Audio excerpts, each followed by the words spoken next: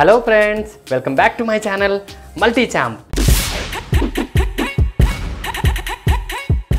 మన మల్టీ ఛాంప్లో ఇవాల్టి స్పెషల్ చాలా అంటే చాలా రుచిగా ఉండే బెంగాలీ ఖీర్. అయితే ఈ బెంగాలీ ఖీర్ని చిన్న చిన్న చిట్కాలు యూస్ చేసి మరింత రుచికరంగా ఎలా తయారు చేసుకోవాలో చూసేద్దామా? మరి ఇంకెందుకు ఆలస్యం, మా వీడియోని జాగ్రత్తగా స్కిప్ చేయకుండా చూసి ఈ టేస్టీ బెంగాలీ ఖీర్ని తయారు చేసుకుని ఇంటిల్లిపాది హ్యాపీగా ఆస్వాదించండి. మరి ఇంకెందుకు ఆలస్యం, లెట్స్ స్టార్ట్. ముందుగా ఈ ఖీర్ కోసం ఒక లోతైన మిక్సింగ్ బౌల్ తీసుకొని ఇందులో ఒక గుప్పెడు వరకు కంట్రోల్ రైస్ వేసుకున్నాం. ఈ కంట్రోల్ రైస్తో ఖీర్ అనేది చాలా టేస్టీగా ఉంటుంది ఫ్రెండ్స్.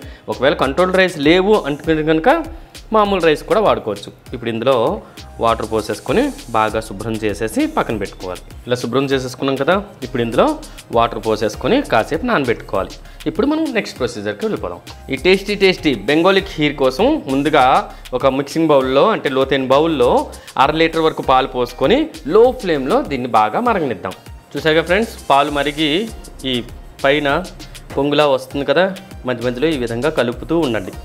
ఓకే, ఇప్పుడు బాగా మరిగాయి కదా. ఇప్పుడు ఏం చేయాలంటే బెంగాలీ స్వీట్ అని చెప్పాను కదా, ఇది బెంగాలీ స్టైల్ ఖీర్ కాబట్టి దీంట్లో ఏం చేయాలంటే ఒక్క బిర్యానీ ఆకు ఉంటుంది కదా, ఒక చిన్న బిర్యానీ ఆకు మాత్రం దీంట్లో వేసేసి ఈ విధంగా కలిపేసుకోండి.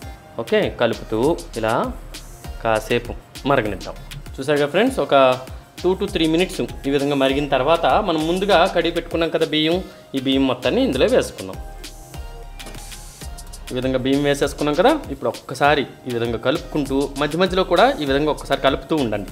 కలుపుతూ బియ్యంని లో ఫ్లేమ్లో ఉడకనిద్దాం. చూసారు కదా, చక్కగా మనకి అన్నం అంతా అంటే బియ్యం అంతా చక్కగా ఉడికే కదా. ఇలా పైకి అంతా మీగడ వస్తున్న కొలది జస్ట్ మెల్లగా ఈ విధంగా తీసుకుంటూ ఆ పాలల్లో కలుపుతూ ఉండండి. ఓకే, మధ్య మధ్యలో మర్చిపోకుండా ఈ విధంగా మీగడ కలుపుతూ ఉండండి. అప్పుడే మన ఖీర్ అనేది చాలా అంటే చాలా టేస్టీగా ఉంటుంది.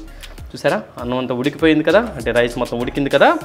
ఇప్పుడు మనం ఇందులో ఒక 4 tablespoons వరకు పంచదారని వేసుకొని ఒకసారి కలిపేసుకొని ఇంకాసేపు ఉడకనిద్దాం. చూసాగా ఫ్రెండ్స్, పంచదార కూడా కరిగి ఖీర్ అనేది చక్కగా తయారైంది కదా.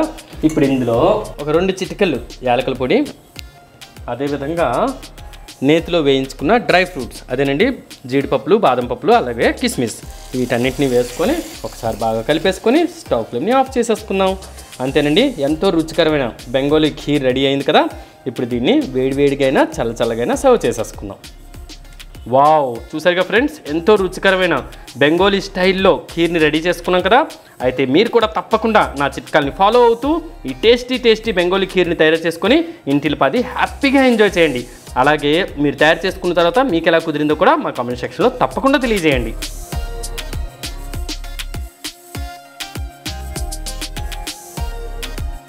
అయితే నా వీడియోని జాగ్రత్తగా స్కిప్ చేయకుండా చూసి ఈ టేస్టీ అద్భుతమైన ట్రెడిషనల్ అరిసెల్ని ఎలా తయారు చేసుకోవాలో చూసేద్దామా?